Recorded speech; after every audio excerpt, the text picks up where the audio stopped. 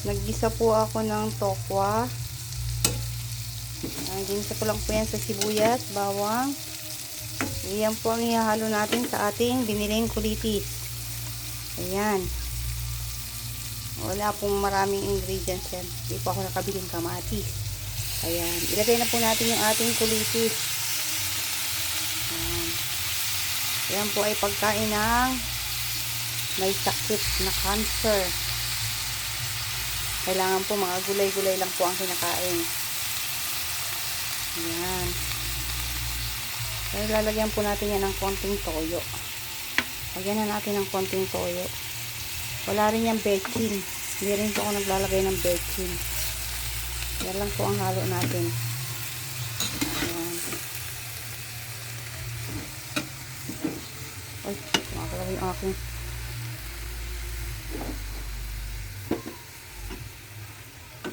Hindi ko po tinusta yung ating tokwa. Kasi ako lang naman po ang kakain yan. Dito na rin po yan lalagyan ng sabaw.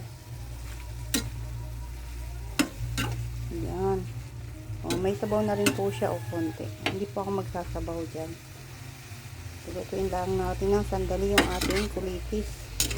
And then, tapos na yan.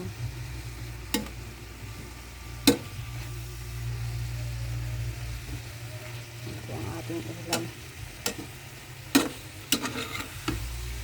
Ayan, nadurog na po ang ating tokwa.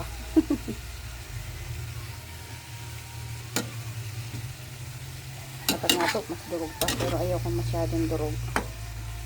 Kaya ganyan lang po.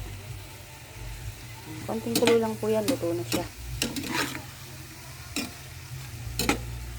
Hindi naman po kailangan ng cook na cook yung ating kulitis. Kailangan lang po yan medyo half cook. Yan. About to cook na po. Yun o. Hindi ko na po yan titikman kasi konting asin po lang ang nilagay ko dyan. Konting toyo. Ayaw malaglag ng isang dahon. Okay. Hindi po kailangan ng maalat ang pagkain natin. Masustansya naman po yung ating gulay. Saka yung ating tokwa. Kaya hindi na po kailangan ng maalat or mga MSG. Pampalasa. Yan po ang ating pagkain. Yan, luto na po yan guys. Kain na po tayo. Thank you for watching. Follow for more.